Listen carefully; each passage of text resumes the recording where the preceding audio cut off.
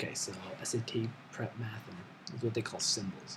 Symbols, I'm going to talk about how it can kind of be related to what are functions, okay?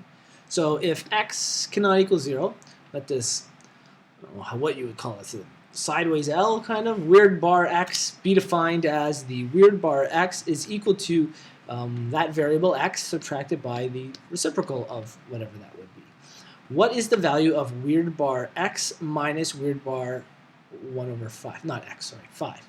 Now, they've written this question very specifically in this way because they want you to think that they've inputted the x values here. Okay? Yeah. In other words, you could say, oh, well, the answer is I could write this simply as the weird bar 5.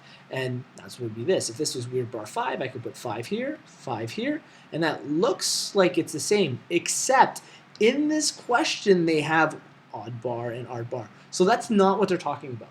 The very first thing they tried to do was kind of mess you up by writing it that way. Okay? Think of this like a function. Okay? So in grade 11, you learned something called function. Instead, what if I told you that f at x was equal to x minus 1 over x?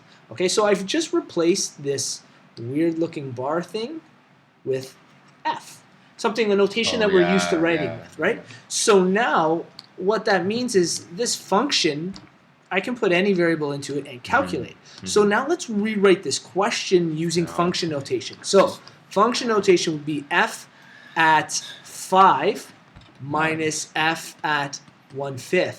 So now we're dealing with two separate questions. Okay, so you have question 1. You're supposed to do them separately and then subtract the two answers. Exactly, and we could quickly do that.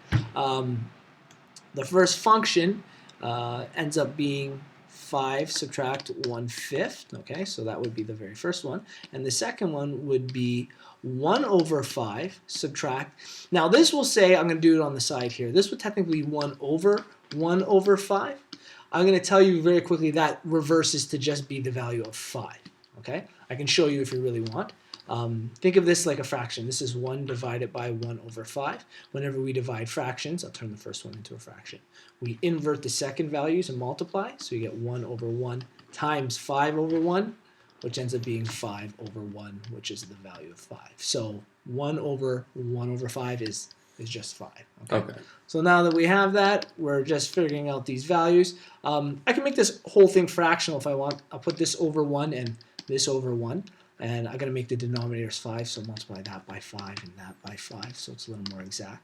I don't really want to work with mixed fractions because they can get really confusing when it becomes to this middle step we're going to have to work with here, subtraction, or you're with just improper fractions. So I'll convert everything, so we get 25 over 5 minus 1 over 5 minus 1 over 5 minus 25 over 5. So now we have 24 over 5, subtract negative 24, over 5. And I have a negative and a negative, which is essentially the same as writing an addition sign. So we have 24 over 5 plus 24 over 5, which gives us 48 over 5. If they want it as a decimal value or whatever it is, we can actually work that out. It becomes 9 3/5. And 3/5 would be 0.6, so 9.6 would be our final answer when you convert that. Okay? Does that make sense? Yep. Okay, good.